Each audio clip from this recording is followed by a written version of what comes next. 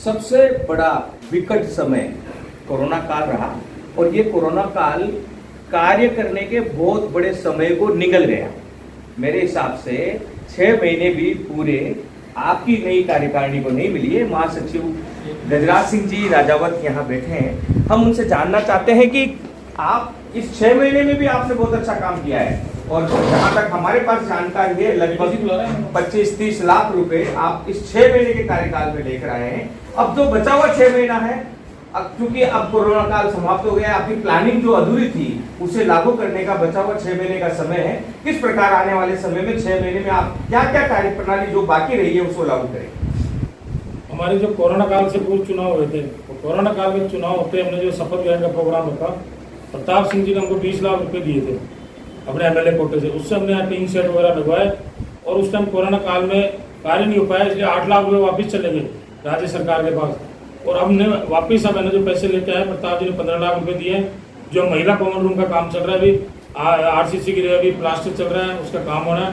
अब प्रताप जी से वापिस हम यहाँ कलेक्ट्रेट परिसर में जो बिजली के कनेक्शन वगैरह, थोड़े बिजली के वायर सही नहीं है और पानी की समस्या है, हमने अभी 4 वाटर कूलर लगवाए और पंखे हमने अभी 100 पंखे लगवाए पूरे कलेक्ट्रेट परिसर में। और अभी 8 लाख रुपये वापस प्रताप जी से 5 दिन पहले लेके आए हैं। और महिला कॉमन रूम में उसमें लगेगा और जो सारे जो चबूतरे वगैरह है उसमें कोटा स्टोन लगेगा। और हमने भी इसी बार भी 150 पौधे हमने पूरे कलेक्ट्रेट परिसर के आसपास लगाए। पिछले साल में 150 पौधे लगाए थे और ज़्यादातर पूरे के पूरे 100% पौधे आने जो सक्षम और आज तैयार हो गए। और भी हमारा जो 6 महीने का आगे है, हम चाह रहे हैं कि जो कलेक्ट्रेट परिसर में एक तो पार्किंग की समस्या उसको दूर करना चाह रहे हैं, एक वकीलों के लिए कॉमन हॉल का व्यवस्था चाह रहे हैं। तो महिला कॉमन रूम अभी बन रहा है, हम कलेक्ट्रेट से 5-6 दिन बाद मिलेंगे और महिला कॉमन रूम के ऊपर जो है वो एक बड़ा हॉल बनेगा सभागार, उसके लिए तैयारी हमारी चल रही है। एक हमारी वकील चैम्बरों के लिए भी चल रही है जो कलेक्टर से तुरंत मिलेंगे। अभी हम 4 ज्ञापन तैयार करा रहे हैं, एक सीएम के नाम, एक कलेक्टर साहब के नाम जो कलेक्टर साहब के हाथ में वो करें, और एक सीएम साहब के नाम, एक हम संभागीय आयुक्त के नाम, एक हम जो कमिश्नर के नाम जो हमारे एसीपी कोर्ट कमिश्नर के अंडर में आती है, एक हम ज्ञापन तैयार करें। हमारे रजिस्ट्रियाँ बहुत होती है, जो आईजी स्टाफ जो अजमेर बैठते हैं उनके नाम। तो ये जो सारे संभाग में अलग अलग ज्ञापन हम देंगे 5-6 दिन में, और इन सब ज्ञापन को हम हजारों की संख्या में वकीलों के साथ ज्ञापन देंगे और बिल्कुल पूरी कलेक्ट्रेट परिसर को बंद रखेंगे। उस दिन पूरा घेराव करेंगे और उनसे मांग करेंगे हमारे 7 दिन मांग पूरी की जाए जो हमारे ज्ञापन में, और पूरी वार्ता करेंगे। और भी हमारे कई टारगेट है जो हम पूरा करेंगे 6 महीने। बाकी अध्यक्ष साहब होते हैं।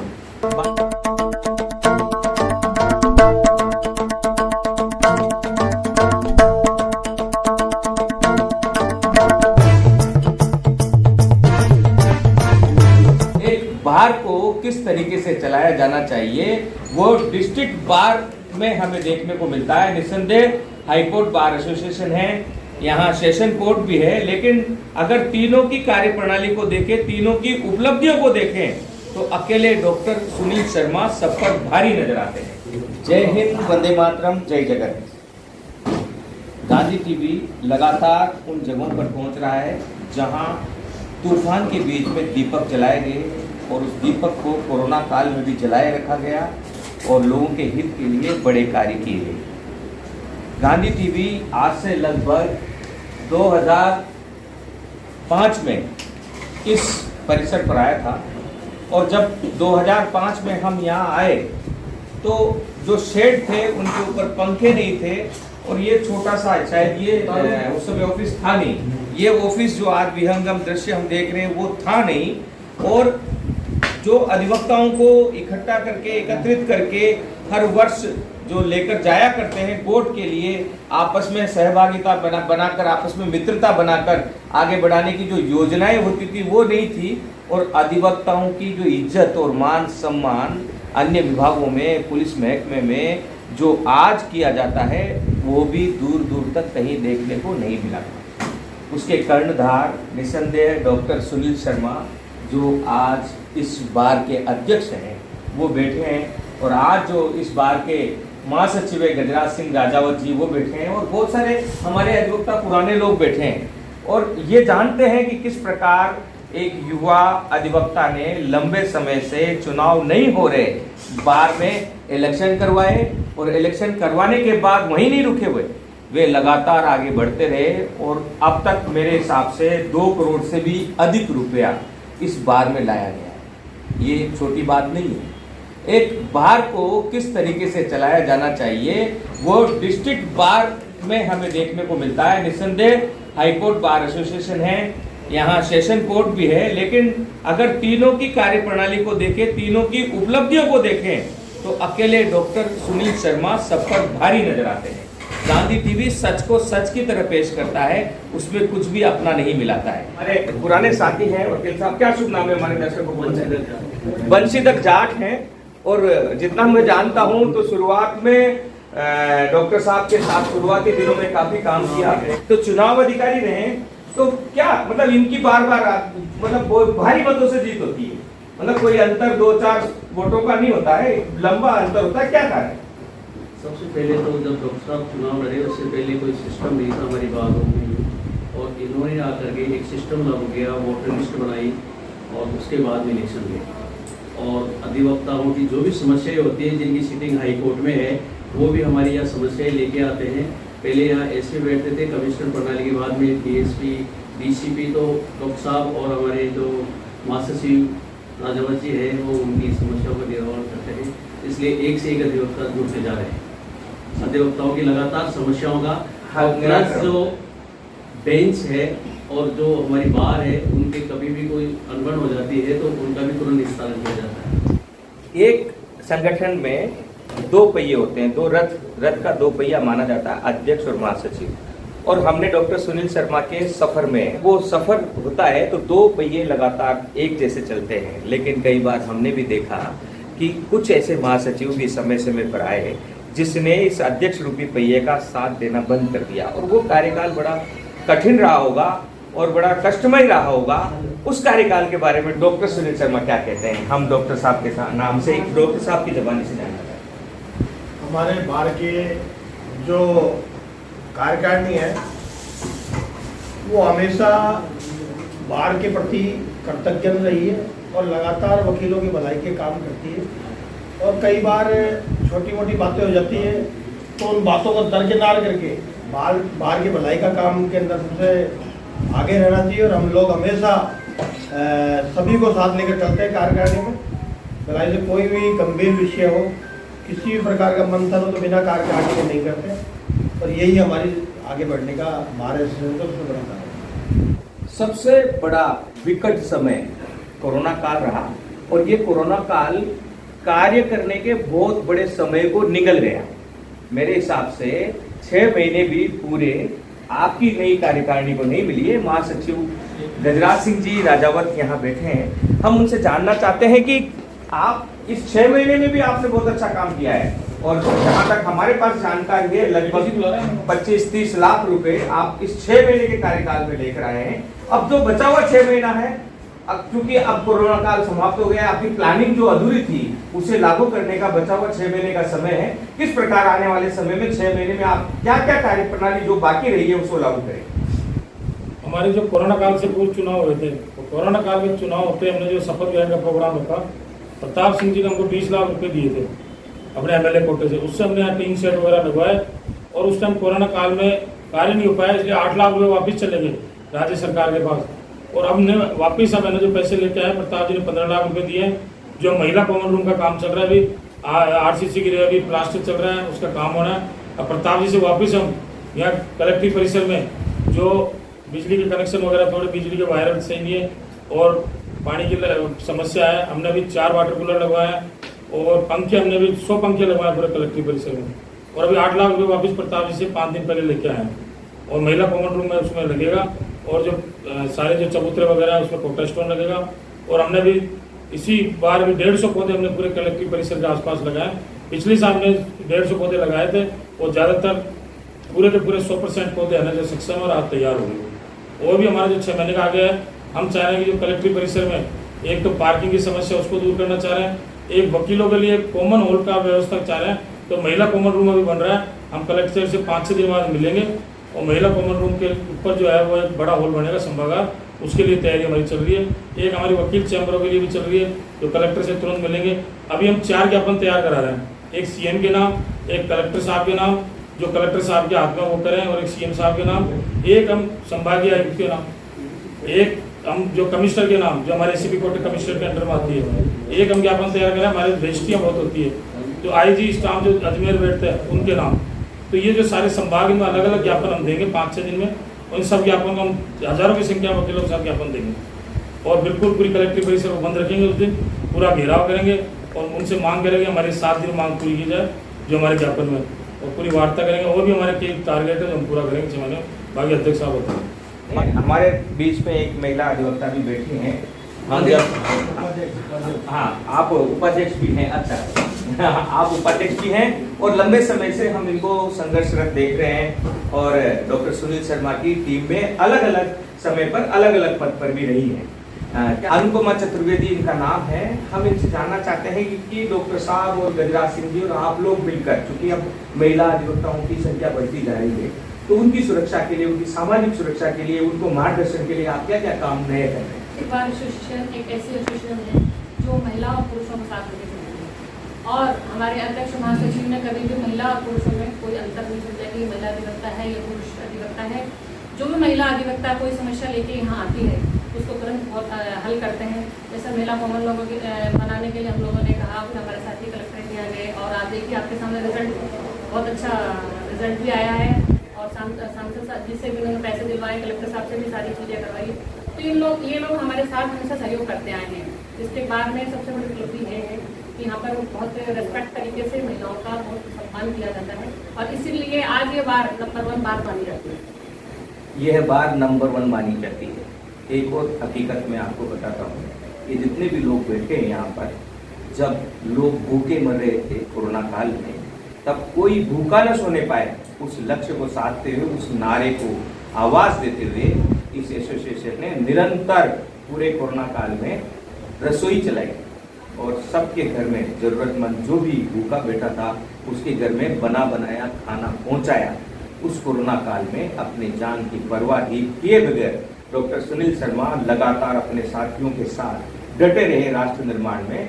हम और भी बहुत सारी चीजें हैं उनसे जानने के लिए। अच्छा, पूर्व उपाध्यक्ष हैं आप कोड़ी साहब, हम इनके घर पर भी गए हैं, इनके गांव में भी गए हैं और ये जो एसोसिएशन यहाँ बैठा है, ये एसोसिएशन बार तक ही सीमित नहीं है। सबसे बड़ी खासियत क्यों ये डिस्ट्रिक्ट बार एसोसिएशन जयपुर का पूरे राजस्थान ही नहीं पूरे हिंदुस्तान में अलग पहचान रखता है, उसका एक कारण है एक और जहां सभी बार एसोसिएशन बार तक सीमित है, यह बार के सभी सदस्यों को अपना परिवार मानते हैं और उनको ही नहीं समाज के अन्य लोगों को भी अपना परिवार मानते हैं। बार से बाहर निकलकर भी बहुत कार्य करते हैं। ऐसे कितने कार्यों को आप जानते हैं? 1-2 कार्य में आज जो डिस्ट्रिक्ट बार एसोसिएशन है उसकी जो छवि है वो पूरे राजस्थान में नहीं, काफ़ी नॉर्थ भारत के अंदर बहुत बड़ी अहमियत रखती है। जितने भी मैं यहाँ 2003 से प्रैक्टिस में हूँ, हमारे 2003 के अंदर जब मैं आया था तो कलेक्टर परिसर में यह कि इस बार के अंदर बिल्कुल गेट टूटा हुआ था, बिल्कुल बंद पड़े थे और एक तरह से कचरा पात्र की तरह ये हमारे सिस्टम था। उसको डॉक्टर साहब ने हमने मिलकर के और इस बात को बिल्कुल आज देख रहे हैं जो चमक रही है, एक बहुत ही अच्छी तरीके से इसको डेवलप किया। दूसरी बात, हमने जनहित को भी ध्यान में रखा। कई बार क्या है कि सरकार ने जैसे हमारे फिनेंस एक्ट में कई प्रॉब्लम आई, फिनेंस एक्ट के खिलाफ जाकर के सरकार ने कई संशोधन किए, हमारी बार ने पहली बार उनका विरोध किया और सरकार को कई अपील का जो हमारा जो अधिकार था, रिवीजन का कोई हमारा अधिकार था, उसको खत्म करने की जो प्रक्रिया थी उसको वापस लेनी पड़ी। इसी प्रकार अगर कोई भ्रष्टाचार का कोई मामला था, जैसे एडीजे भर्ती को लेकर के हमने राजस्थान हाईकोर्ट के जो चीफ जस्टिस थे मल्ला साहब, उनका उस सिस्टम का हमने विरोध किया। तो चिंगारी यही हमारे डिस्ट्रिक्ट बार की ओर से, तो हमने जनहित के बहुत सारे काम किए जनता के लिए हर प्रकार की प्रॉब्लम को दूर करने के लिए। जिसे यहाँ हमारे परिसर में पानी की उचित व्यवस्था नहीं थी, आज आपको जगह जगह वाटर कूलर देखने को मिलेंगे, जगह जगह पंखे मिलेंगे, बिल्कुल 3 सेट जो है बिल्कुल साफ सुथरा मिलेगा। यहाँ स्वच्छ सिस्टम भी जो है हमने चलाया और हमें पूरे आज कलेक्टर परिसर में इतना साफ और सुथरा जो है सिस्टम चल रहा है जिसकी कल्पना नहीं कर सकते। बाकी इतनी गंदगी थी वो सब जो है आज बिल्कुल एक बदल चुका है। सारे लोग मिलजुल करके आम जनता का भी ख्याल रखते हैं। हमारे यहाँ जैसे हमारे टाइपिस्ट है, लीड राइटर, अधिवक्ता है या कर्मचारी यूनियन जो भी है, सारे मिलजुल करके काम करते हैं। तो मुझे तो बहुत अच्छा लगा है कि आज तक हमारे बीच में किसी प्रकार का ऐसा कोई विवाद उत्सव नहीं हुआ। एक दूसरे को अगर कोई किसी प्रकार का बाहरी लोगों ने या किसी अदर व्यक्ति ने कोई किसी प्रकार का अगर कोई नुकसान पहुँचाने की कोशिश की तो हम लोगों ने मिलकर के उसका विरोध किया है, चाहे वो सरकारी क्यों न हो, चाहे वो सरकारी क्यों न हो, विरोध किया है। एक सबसे बड़ी बात, जितना मैं जानता हूँ, 2006 के आसपास एक पिकनिक कार्यक्रम आयोजित किया गया डॉक्टर सुनील शर्मा के नेतृत्व में, और उस समय की जितनी भी टीम थी उनके नेतृत्व में, और उस पिकनिक को नाम दिया अंतर्राष्ट्रीय अधिवक्ता बोर्ड इंटरनेशनल, और अंतर्राष्ट्रीय स्तर के अधिवक्ता भी उसमें शामिल हुए और काफी चर्चाओं में रहा। ये योजना कहाँ से आपके पास आई? अब तक आप इस कार्यक्रम को लगातार लेके चल रहे हैं, अब तो और भी धार्मिक स्थलों में भी आप पिकनिक वगैरह लेके जाते हैं, इसका क्या प्रभाव पड़ा है अधिवक्ताओं पर, अधिवक्ताओं के परिवार पर? अधिवक्ता समुदाय ऐसा समुदाय जो आम जनता की सेवा करता है, आम जनता की बातों को आगे रखता है, आम जनता को न्याय दिलाता है। अधिवक्ता समुदाय के लिए ऐसे शैक्षणिक प्रोग्राम आयोजित करना इसलिए भी जरूरी है कि अधिवक्ता समुदाय एक दूसरे के निकट आवे, एक दूसरे को जाने, क्योंकि अधिवक्ता समुदाय एक दिन के लिए हम पिकनिक लेकर जाते हैं तो साथ में रहते हैं, पूरे 300-400 वकील 500 वकील साथ रहते हैं, एक दूसरे परिवार को जानते हैं, एक दूसरे की व्यवस्था को जानते हैं, एक दूसरे का परिचय होता है, तो सबको मेलजोल बढ़ता है इससे वकीलों में, और मेलजोल बढ़ करके अधिवक्ता आपस के अंदर एक दूसरे से घुल मिल जाते हैं, उससे उनकी कोई आपसी समस्या भी होती है तो एक दूसरे की वो मिलकर के पूरा कर लेते हैं। इसलिए हमने ऐसे प्रोग्रामों को लगातार जारी रखा हुआ है और आगे भी जारी रखेंगे। अधिवक्ता ऐसे कार्यक्रमों में आपसी गिले शिकवे भूल जाते हैं और प्यार से एक दूसरे को गले लगाते हैं और एकता में बनते हैं। यहाँ जिस भवन में हम बैठे हैं इसके ऊपर भी शायद एक सभागार है, और ये भी एक बड़ा दिनों दिन बड़ा होता जा रहा है। अब एसी भी यहाँ लग चुकी है, शानदार कुर्सियाँ हैं, और इसके अलावा भी बहुत सारे कार्य यहाँ होने हैं। कोरोना काल में क्या क्या कार्य आपके एसोसिएशन के द्वारा, आपके अधिवक्ता साथियों के द्वारा किया गया है? हमने 68 दिन तक आम जनता के लिए 2000 व्यक्ति प्रतिदिन खाना खिलाने के लिए जनता रसोई चलाई, और जनता रसोई चलाने के अलावा हमने बाकायदा सोडा स्वीट्स की मिठाइयों का वितरण किया, और इसके अलावा जो भी हमारे से बन सकता था वो सारा काम हमने आम जनता और अधिवक्ता साथियों के लिए किया, और पूरे राजस्थान ने ये कार्य देखा हमारा।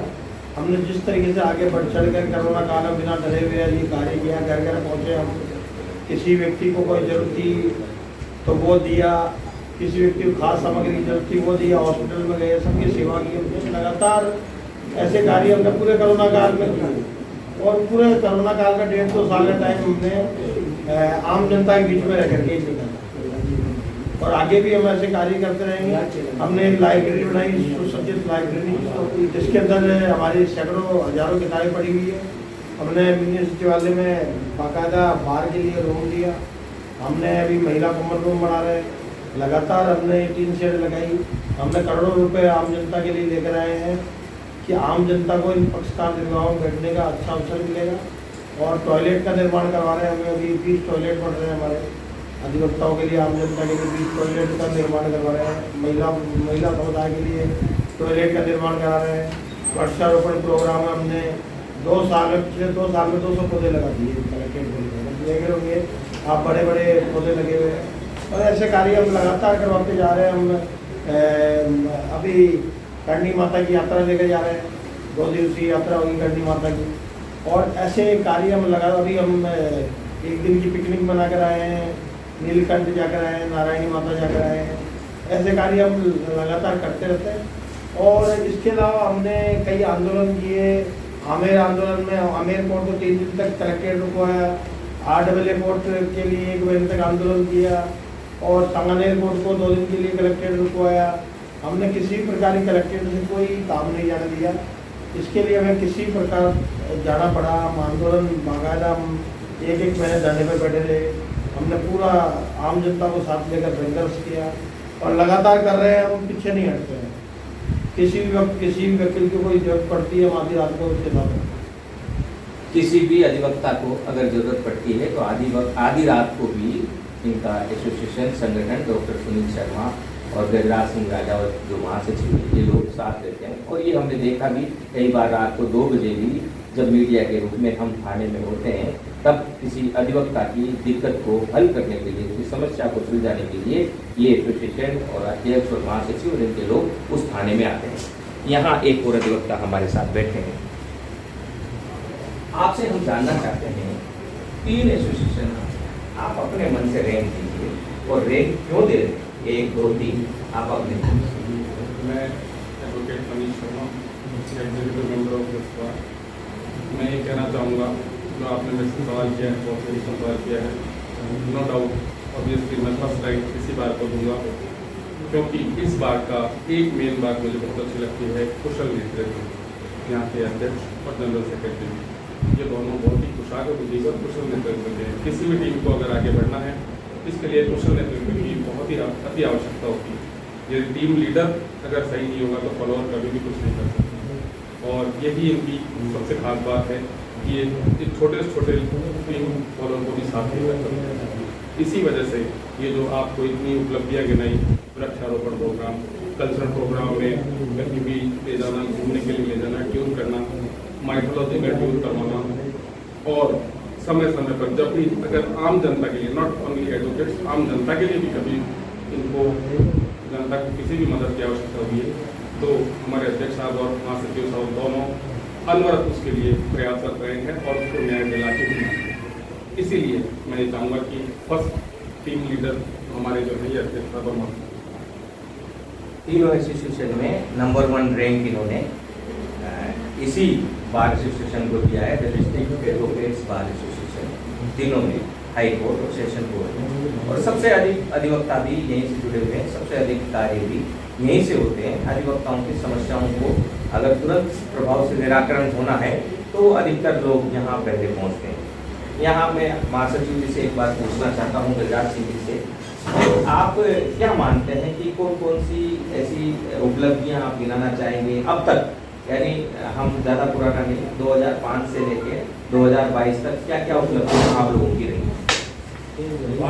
डिस्ट्रिक्ट बार एसोसिएशन जो है वो लगातार 2005 से अब तक कार्य करती आ रही है, जिसमें आप देखा जाओगे तो आपको मालूम चलेगा कि जो हमारा कार्यालय है, इस कार्यालय को हमने विस्तार रूप दिया। इसके अलावा हमने लाइब्रेरी बनवाई, लाइब्रेरी को विस्तार रूप दिया, और ऊपर हॉल बनवाया, AC लाइब्रेरी बनवाई, और लाइब्रेरी के जो सारे सिस्टम है ऑनलाइन है, तो सारे एडवोकेट, यहाँ एडवोकेट का जो रजिस्ट्रेशन है वो 11,000 का रजिस्ट्रेशन, 11,000 के रजिस्ट्रेशन को ऑनलाइन कर रखा हमने।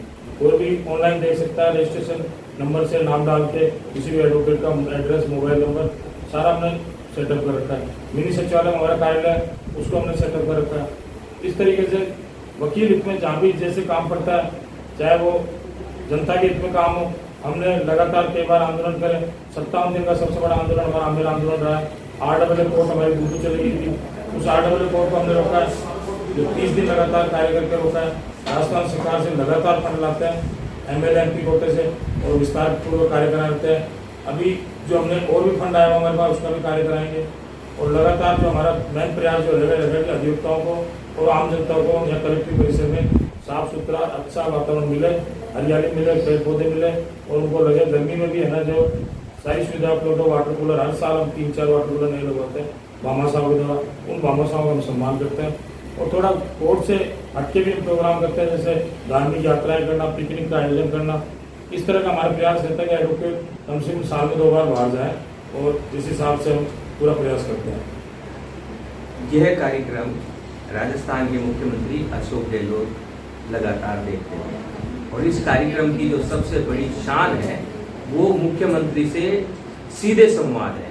उस संवाद के तहत जो भी मुखिया होते हैं वो मुख्यमंत्री से क्या कहना चाहते हैं यह हम उनसे पूछते हैं और मुख्यमंत्री तक पहुंचाते हैं। उसके बाद संबंधित विभाग के उच्च अधिकारियों के पास भी हम पहुंचते हैं। हम आज डॉक्टर सुनील शर्मा जी यहाँ बैठे हैं, वे अपने बार की समस्याओं को लेकर, वर्तमान स्थितियों को लेकर राजस्थान के मुखिया अशोक गहलोत से क्या कहना चाहते हैं? हम आदरणीय मुख्यमंत्री जी से ये कहना चाहते हैं कि हमारी जो मांगे कांग्रेस के चुनावी घोषणा पत्र में थी शीघ्र पूरी की जाए। एडवोकेट प्रोटेक्शन एक्ट लागू किया जाए। इसके अलावा लगातार पूरे राजस्थान में अधिवक्ताओं पर लगातार हमले हो रहे हैं, अधिवक्ताओं की जाने जा रही है। तो इस मामले को देखते हुए जो वर्तमान विधानसभा जो होने जा रही है उसके अंदर किसी प्रकार से इस मामले को, इस विधेयक को लागू किया जाए। यह पूरे राजस्थान के वकीलों की समस्या है और इसे पूरा किया जाए। इसके अलावा आवाज़ दिए जाए अधिवक्ताओं को, जो कि वो उन्होंने आवाज़ के लिए बोला है, आवाज़ दिया जाए। और वकीलों के लिए कलम हाउस का निर्माण कराया जाए और युवा अधिवक्ताओं को स्टाइपेंड दिया जाए और युवा अधिवक्ताओं को लाइब्रेरी के लोन उपलब्ध करवाए जाए। इसके अलावा जो हमारी महिला अधिवक्ता, बुजुर्ग अधिवक्ता, जो ऐसे अधिवक्ता है जो उनको पेंशन दी जाए, ये हमारी मांगे हैं। उसे राजस्थान सरकार हमें लगता है शीघ्र पूरा करेगी और अधिवक्ता समुदाय में इस बातों को लेकर गहरा आक्रोश है। आदरणीय मुख्यमंत्री जी से हम यही मांग करेंगे कि हमारी मांगों को इस विधानसभा में पूरा करें। अशोक गहलोत सरकार ऐसी सरकार बन चुकी है जो अपने नागरिकों को अब उनकी इच्छाओं के अनुसार जो उनकी मांगे होती है पूरा कर रही है। और इस बार भी अशोक गहलोत सरकार से यही अपेक्षा की जाती है कि जो सबसे बड़ा समूह है, जो इंटेलेक्चुअल समूह है और जिससे सबसे बड़ा समूह जुड़ा रहता है, ये इनके प्रकार है, हर व्यक्ति कभी न कभी किसी न किसी अधिवक्ता के पास पहुंचता है। तो जब अधिवक्ता के पास पहुंचता है, जब अधिवक्ता तारीफ करता है तो फिर वो सरकार बनती है। इसलिए ये भी जरूरी है कि अधिवक्ताओं को अपना बनाया जाए।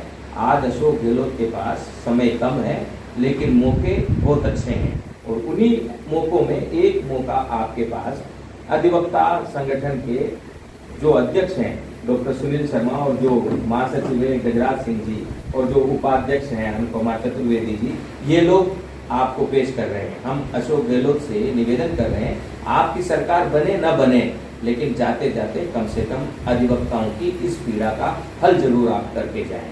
मैं अनीश कुमार, गांधी टीवी के लिए। जय हिंद, वंदे मातरम, जय जय।